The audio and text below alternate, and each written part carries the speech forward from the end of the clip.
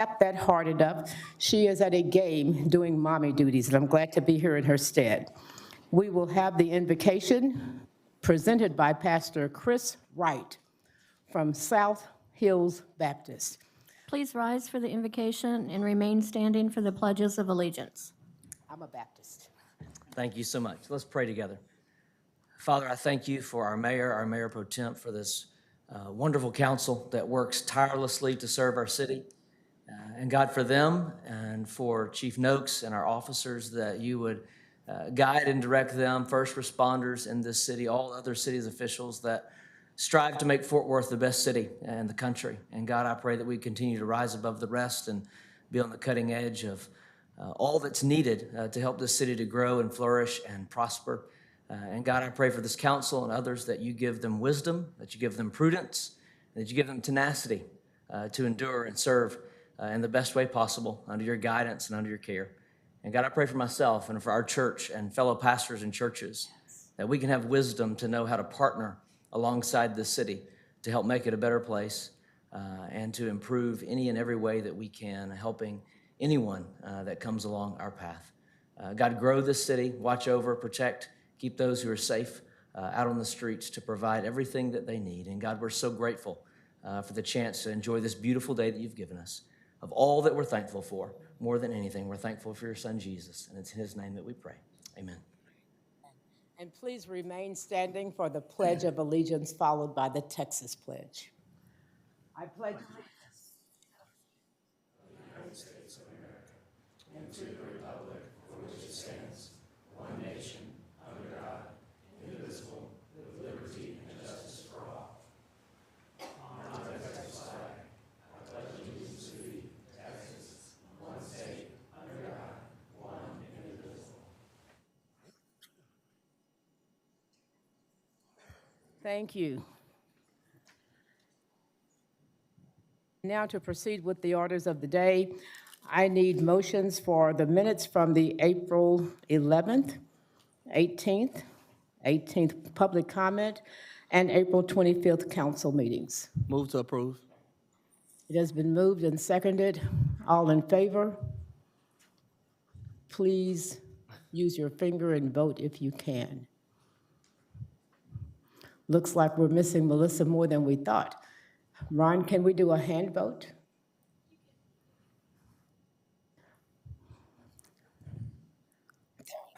You goody. Thank you. You just earned your pay.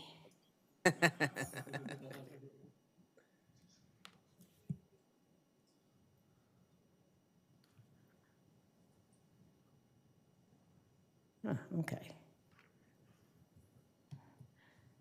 And with that, our public comment session has started. I'll let the staff call the names and give the rules. First speaker will be Bob Willoughby.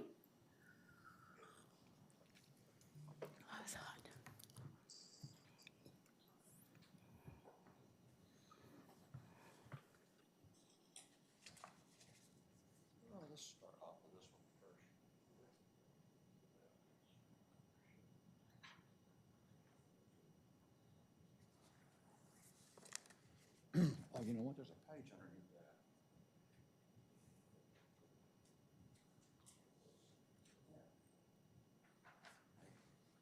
And my notes.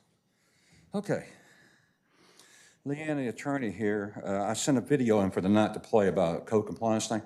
Anyway, they stopped my video for this reasoning. In the video, I stated that Code Compliant Officer Cisa Bell will abuse the power she is entrusted with. Now, that's why they stopped my video, because I said that. And I have reasons why I believe she will trust it, and this is a comment meeting. We should be able to comment, but I wasn't allowed to, okay? Anyway, also, Leanne, in the city, what they do now, when you say stuff like that, they call it an attack, and it's not an attack. That's the way they protect these employees. If an employee's doing something wrong here and you say anything about it, they'll say you're attacking. And that's how they protect employees. So that's what this is all about. But anyway, I asked the attorney, can you defend that it is not an abuse of power, that this is not an abuse of power by the code officer, Cisa Bell? I say it was. I want her to defend that it wasn't one, okay? To give a command to me to meet or a $300 fine if my campaign sign is not removed, even though it was sitting right next to another campaign sign at the same spot, okay? But this is no abuse of power, okay?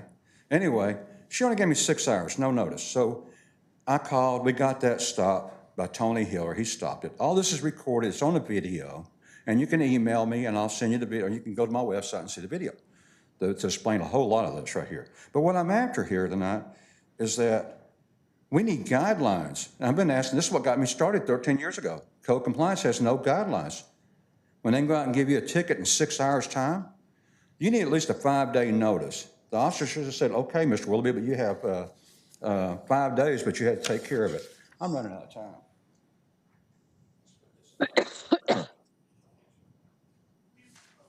Now, here's why it's so important to get back to city council on the council agenda. Here, what makes it different? They do not answer questions here. You get us on the council meeting before zoning, and these questions will be answered, okay? Just like me asking 5 days for code compliance before they write a citation, some kind of guideline. What is abuse of power? Leanne, if she asked me 30 minutes to get it done, would that be abuse of power? 4 hours, 6 hours? Where's the line at that you would call it abuse of power? There's not a line, okay? We need a line. And this city's full of stuff like that. That's what got me started a long time with code compliance, find out they won't do a thing. And this here is worthless. It's a waste of taxpayers' money, our time, and everything, unless they make it a Q&A, because they do not answer or do anything they don't want to do. Now, we should be over on the city council agenda before the zoning, and we'll get answers, and we'll start taking back our city. Otherwise, we're under government control right now. Thank you. Call the next speaker. Next speaker is Jim DeLong.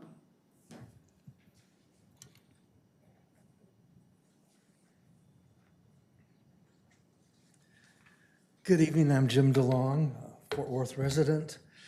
I've entitled this bullet number 3, so I'm on a little bit of a series here.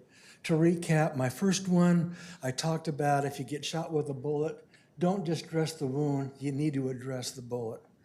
Last time I talked about the bullet is man's compulsion to dominate. History is full of that. And then I mentioned that we've spent over $20 trillion since the Civil Rights Act. That equals $20 trillion. That equals $20 million for every man, woman, and child in our city. And what have we got for that money? So the point is, how can we be effective? What we've been doing in the past has not been effective because we still have the racial problems that we do. And so tonight I want to address the bullet. Every one of us has a bullet in us. Every one of us is born with a bullet inside of us.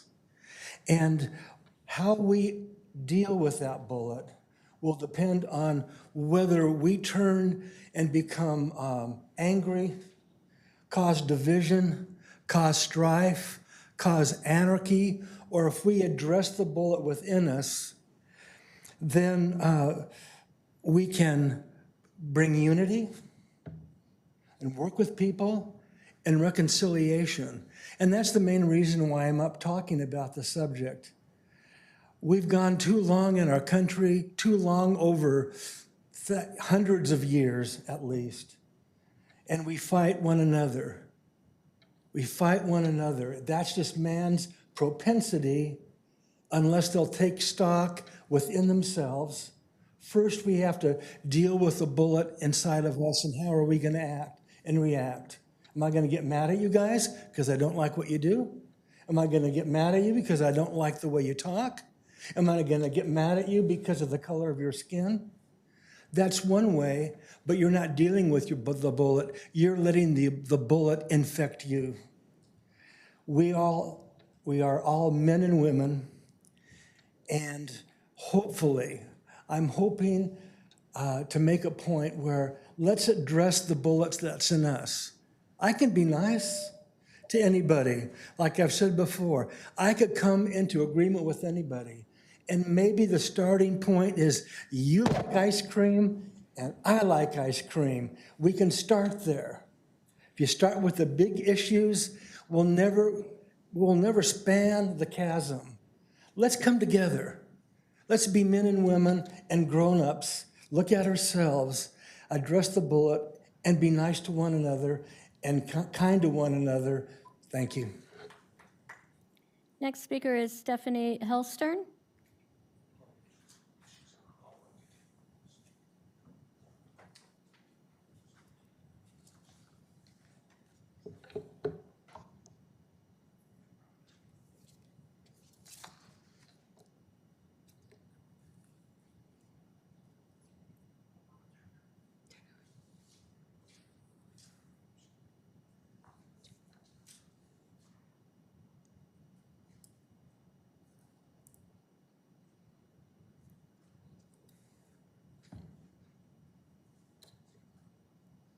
Go ahead, please. My name is Stephanie Helster, and I am a resident. I've been here in Texas for several years, most of my life. I lost my 16-year-old son during COVID, and it wasn't due to COVID. It was due to fentanyl. My son thought he was trying a Percocet pill for the first time, and it wasn't just laced with fentanyl, it was pure fentanyl. I'm not sure if you know about what fentanyl is. It is a leading number cause of death right now between ages of 18 to 45. 2 milligrams kills you. My son died with 12 in his system, and no one's talking about it. My son's death was not even investigated. It was immediately closed, and they acted like because it was an acute fentanyl intoxication, they saw my son as an addict. He was not an addict, and even if he did, nobody deserved to die in that way. I haven't had a lot of, why I'm here today is I haven't had a lot of community and people and councilmen coming to any of my events. I've thrown 3 events here at the Tarrant County Courthouse.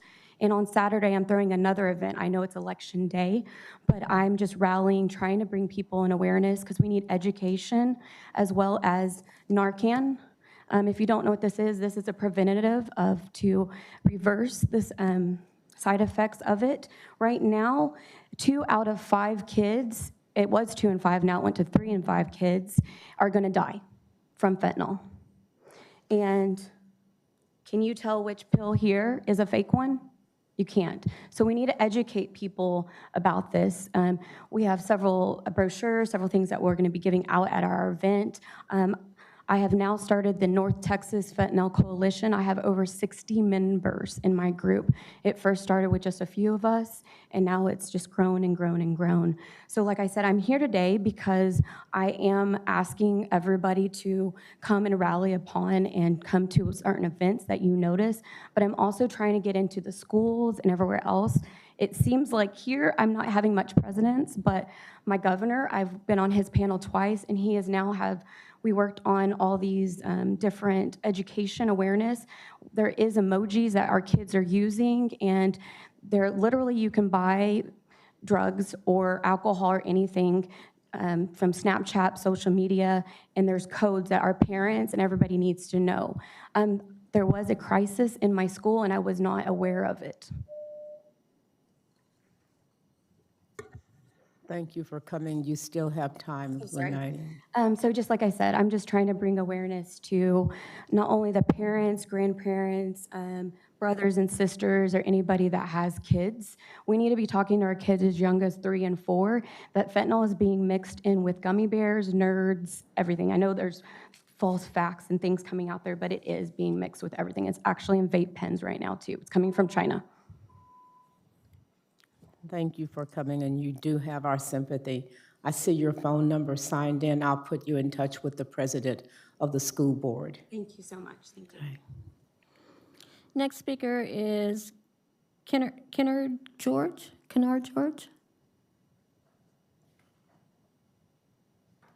Mr. George? Next speaker is Gerald Banks.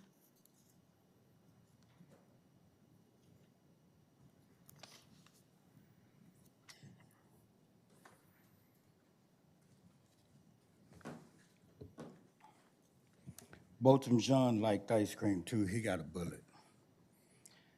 When a cop named James Smith, number 4645, and a cop named N. Sonnies, or whatever his name is, and number 4570, of the South Division, Nettles District, refused to give their names and badge number.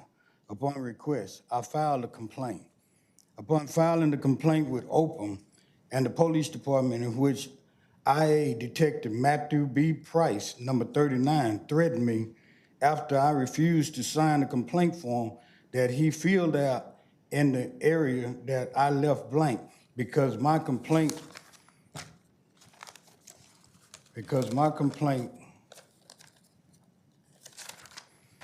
was three sheets, and I had attached them so that there was no reason for him to write in the box. Besides, what he wrote was a lie.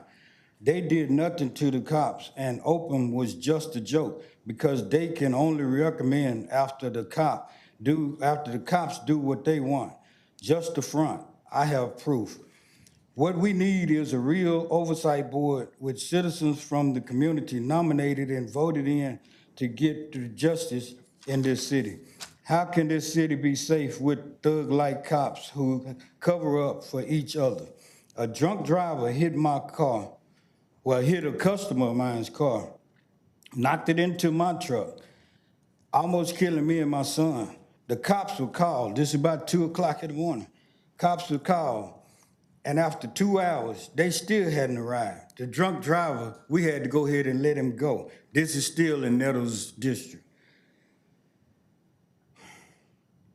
This is a 3-ring circus in this rotunda, and it's a shame what's been transpiring. Childish-like acts displayed from city leaders, and to walk out with a temper tantrum is showing the lack of respect, and to get respect, well, that's surely not the way.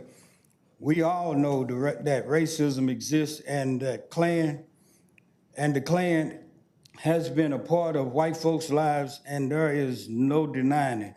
The Willie Lynch and Jim Crow era still lives in each day, but in different ways. Police uniforms, suits, robes, even teachers in school. We have to understand the dignity and professionalism, no matter what is being said, must remain intact. Your character is who you are and will eventually show the truth. Tatiana Jefferson, I appreciate you listening. Next speaker is Tara Rice. Are you in the audience?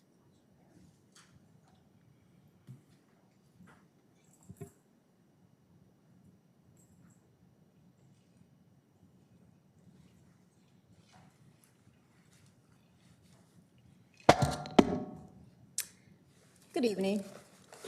Well, I didn't expect Mary to be here. As always, she likes to walk away. Well, I'm glad the chief is here because his officers are the reason why my son Javier Rice is sitting in detention right now for over 30 days.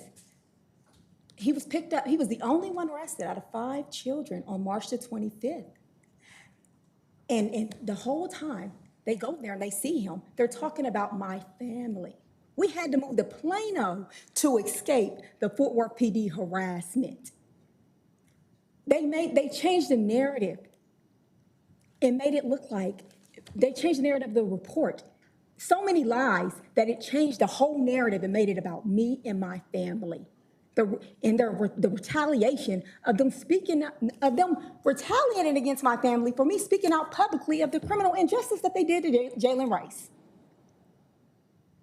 Bivens, I don't teach my children to walk away from their problems, and I don't understand why this council walks away from theirs. And Blaylock, since you had so much to say to Peyton, you got something to say now about the officers lying about my son? And not to mind you, back in the summertime, he was having a mental health crisis. The Fort Worth PD took my son to the police station to give a false statement against me. And said, the same one that's sitting in Kimball right now, said I was trying to shoot him in the head. If that was the case, then why would y'all send, what? He was supposed to go to JPS. They kidnapped him and took him to the police station. That is kidnapped. He was never supposed to be in the back of a cruiser. Never. I never gave his permission to ride in a cruiser. That is my son. He was supposed to be in the back of MedStar going to JPS to get a mental health evaluation. It is pure evil to sit up there and you mad at me, be mad at me. But you don't take it out on children. You don't take it out on children. Maddie is the most weakest person, and she runs her household like she runs this city. I feel bad for her children. Feel bad. Because you guys are complicit to the acts of the Fort Worth PD officers. Every last one of y'all, they use CPS, they use your neighbors. This lady, they got her evicted from her home. They told her, a landlord that lives in California, that the police been out there 20 times, and she had to move within 30 days. And yes, she has proof to back it up. They told her that the house was raided. What is that Fort Worth PD's job description? They come into Plano talking to my landlord. They're way out of line. The retaliation, the harassment, you got to be the most miserable city council and police department I ever met in my life. Next speaker is Adrian Smith.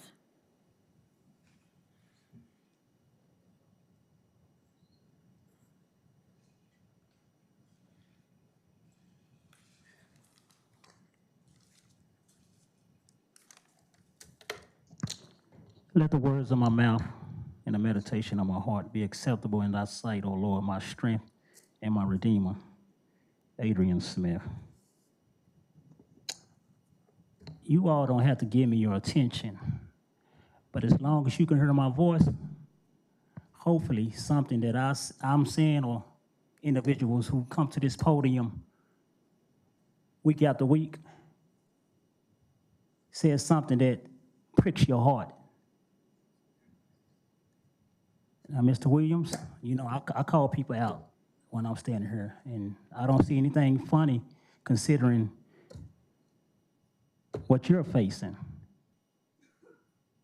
So remember, sir, there are people who support you, but there are just as many people want to see you from off that seat, and we know where that comes from. But I have nothing personal against you, sir. So check this out. So mayor's not here. Like, we expected that, you know, we expected that right before election. You know, it got a little hot for her. We know it did. It got a little hot for her. But something I take issue with was something that was said at work session today. And I quote, Ms. Bivens, you brought up an issue regarding this new technology that they're trying to implement. And her particular quote was, I'll just say on the record that this may seem a little cross, but I do not want to be compared, I do not think we want to be compared to Chicago when it relates to gun violence. I would like to ask the question of this council and the mayor, because I know she's somewhere listening, she's probably watching. What's the difference between Fort Worth and Chicago when it comes to gun violence? We know that violence in the city is not going down. It's really on a continual uptick. And Chief Noakes, your presence, sir, where is the quarterly crime data report that hasn't been submitted up on the Fort Worth PD website? Since the mayor is talking about crime is down, where are the numbers at? We know that's not the case. But anyway, I digress from that. I want people to know this. May 6th, keep that in mind. You have an opportunity.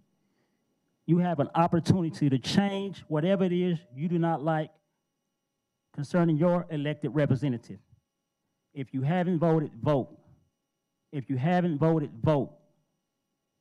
There's nothing wrong with change.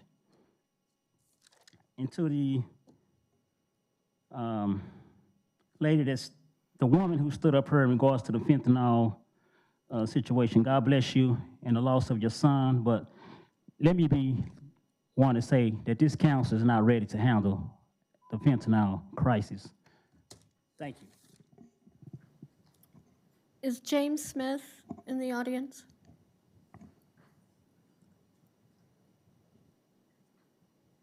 Yeah, we've tried him 3 times and he's not answering, and he hasn't called us back. Next speaker will be Maria Lena Tillman.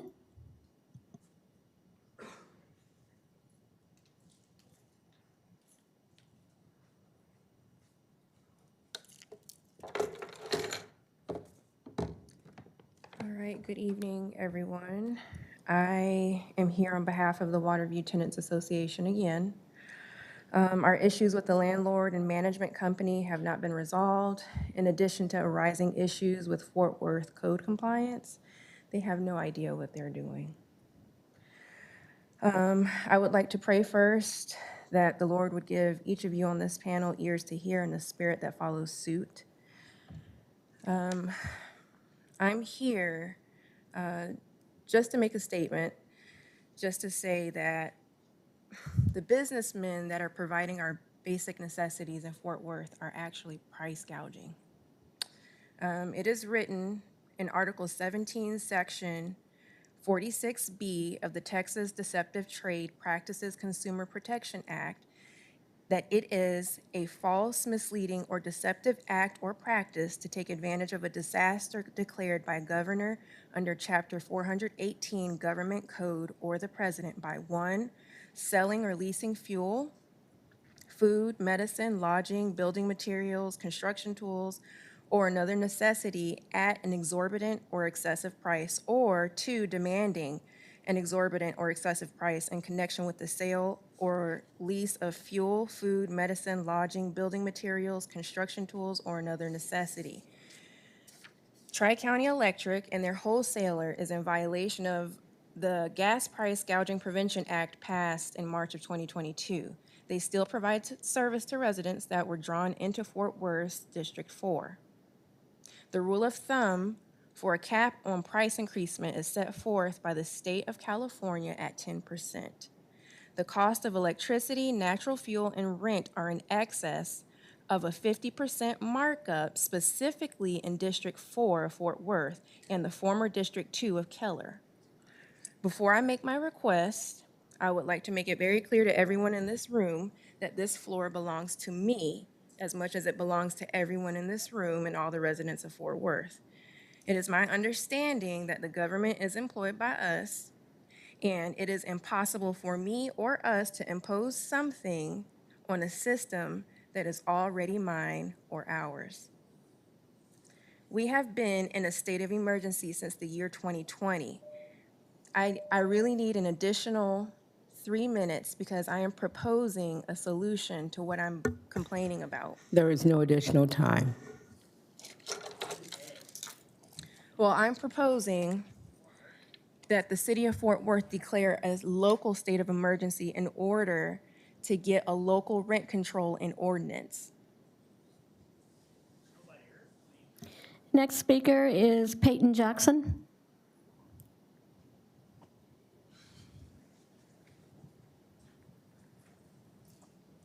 Ms. Jackson?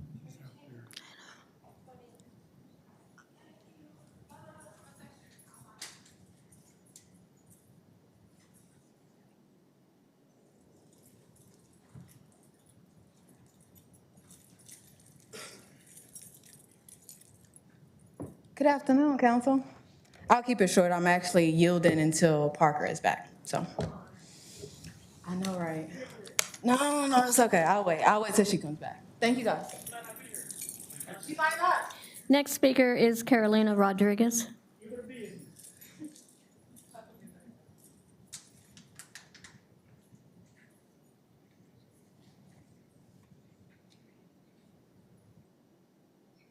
Hi, Mayor, if you're looking online. So Elizabeth's my lady up there, so Carolina. So we just spent $1 million on a report to tell us that the police were using excessive force and that they were punks, right? Has anything changed since we got that report? Oh, yeah, we spent $250,000 on somebody named Abraham Prado last week. Does anybody know about that? The city had to pay him $250,000 for some kind of excessive force from the police. $250,000. Man, beat my ass up for $250,000. I'd take it. So I was looking at the excessive force report for March of 2023, and I saw that the excessive force was used 192 times on the monthly brutality or excessive force report that they put out. 192 times, but of course they self-report, so the number's probably much higher than that since it's done on the honor system.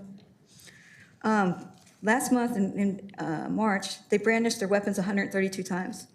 But they didn't have to use any kind of weapon on Brandon Zapata. All they had to use was a knee on the neck.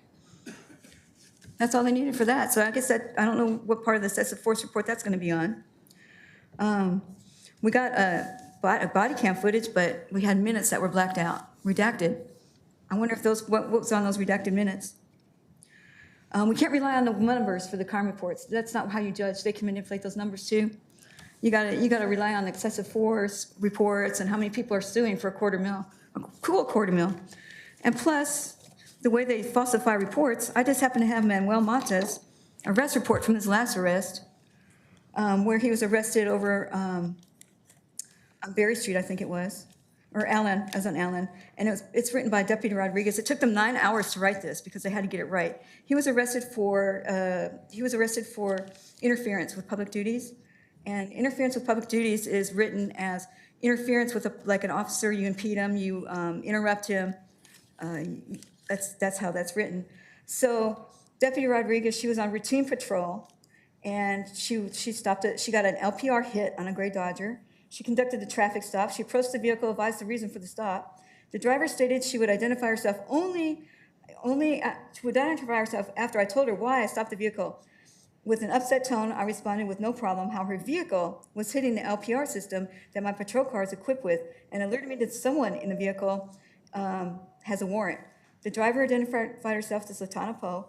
The passenger refused to even look at me, making my awareness and safety more heightened. She immediately pride, it's me, I have the warrants. Like that machine knew that she had warrants because she was the passenger. But anyways, it goes on, and there's no interference written in here. She starts saying that I was on the phone with our warrants office confirming active warrants. I heard a male voice loudly walking up from behind the vehicle and the front passenger window of my marked patrol car. I'll have to put this on my website so you can see it. But it's a falsified report. It's a falsified report. Thank you for coming. She's too And with scared. that, the meeting is adjourned for this evening. You have a half hour to vote if you haven't voted today. Have a great evening.